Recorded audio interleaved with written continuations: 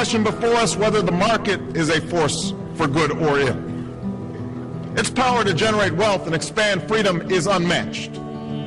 But this crisis has reminded us that without a watchful eye, the market can spin out of control. The nation cannot prosper long when it favors only the prosperous. The success of our economy has always depended not just on the size of our gross domestic product, but on the reach of our prosperity, on the ability to extend opportunity to every willing heart. Not out of charity, but because it is the surest route to our common good.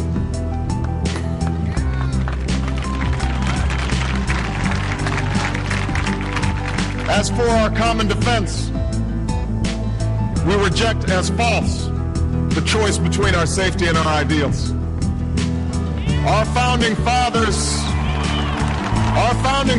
faced with perils that we can scarcely imagine, drafted a charter to assure the rule of law and the rights of man, a charter expanded by the blood of generations. Those ideals still light the world, and we will not give them up for expedience sake. And so, to all the other peoples and governments who are watching today, from the grandest capitals to the small village where my father was born, know that America is a friend of each nation and every man, woman, and child who seeks a future of peace and dignity, and we are ready to lead once more.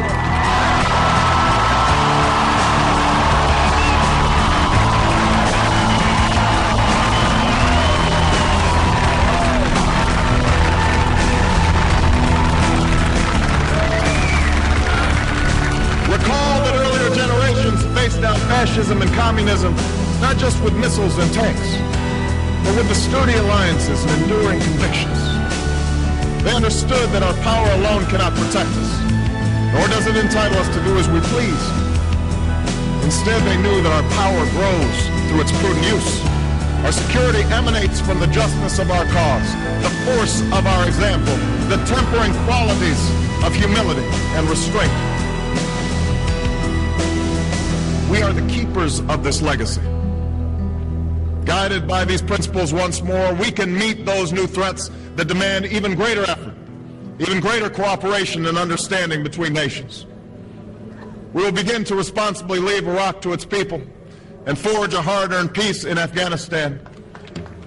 With old friends and former foes, we will work tirelessly to lessen the nuclear threat and roll back the specter of a warming planet. We will not apologize for our way of life, nor will we waver in its defense.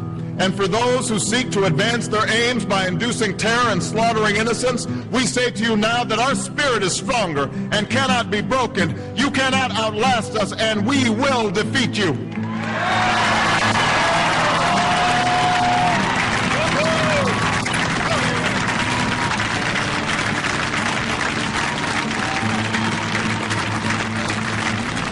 For we know that our patchwork heritage is a strength, not a weakness.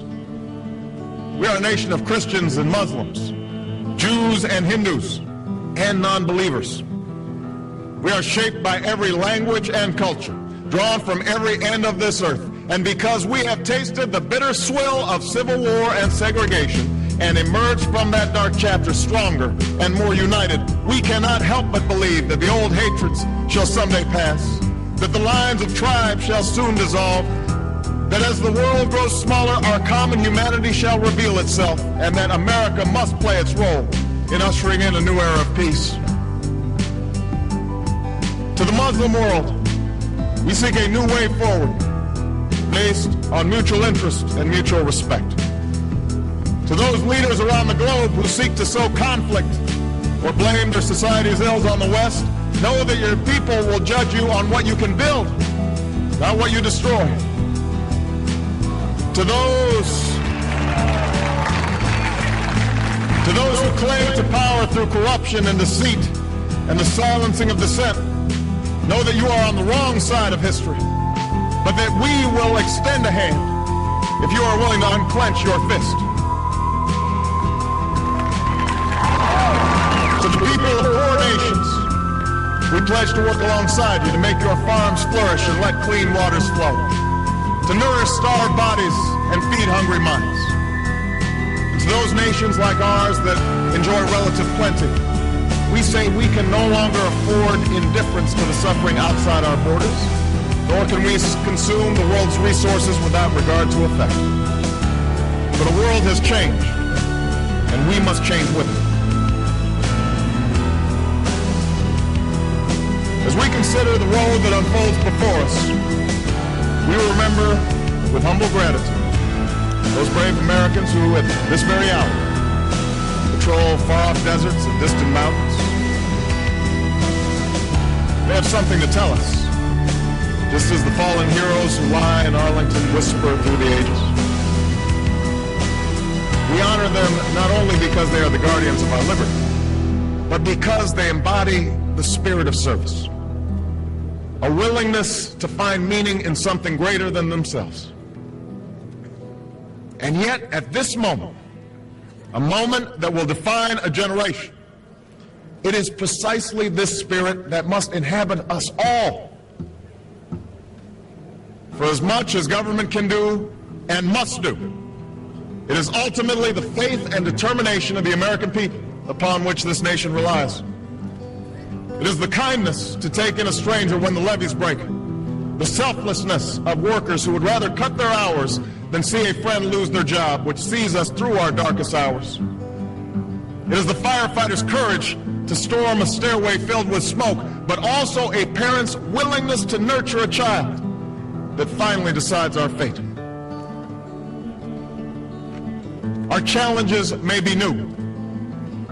The instruments with which we meet them may be new. But those values upon which our success depends, honesty and hard work, courage and fair play, tolerance and curiosity, loyalty and patriotism, these things are old. These things are true. They have been the quiet force of progress throughout our history. What is demanded then is a return to these truths. What is required of us now is a new era of responsibility, a recognition on the part of every American that we have duties to ourselves, our nation, and the world. Duties that we do not grudgingly accept, but rather seize gladly, firm in the knowledge that there is nothing so satisfying to the spirit, so defining of our character, than giving our all to a difficult task. This is the price and the promise of citizenship. This is the source of our confidence, the knowledge that God calls on us to shape an uncertain destiny. This is the meaning of our liberty and our creed, why men and women and children of every race and every faith can join in celebration across this magnificent mall, and why a man whose father less than 60 years ago might not have been served at a local restaurant can now stand before you to take a most sacred oath.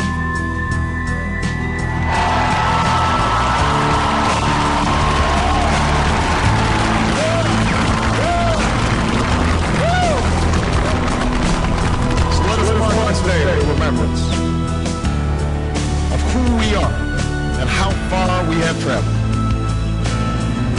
In the year of America's birth, in the coldest of months, a small band of patriots huddled by dying campfires on the shores of an icy river.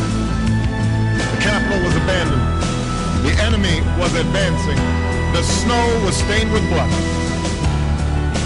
At a moment when the outcome of our revolution was most in doubt, the father of our nation ordered these words be read to the people. Let it be told to the future world that in the depth of winter, when nothing but hope and virtue could survive, that the city and the country, alarmed at one common danger, came forth to meet it. America, in the face of our common dangers, in this winter of our hardship, let us remember these timeless words.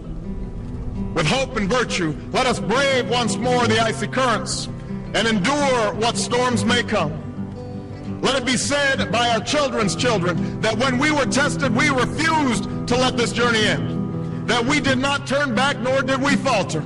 And with eyes fixed on the horizon and God's grace upon us, we carried forth that great gift of freedom and delivered it safely to future generations. Thank you. God bless you. And God bless the United States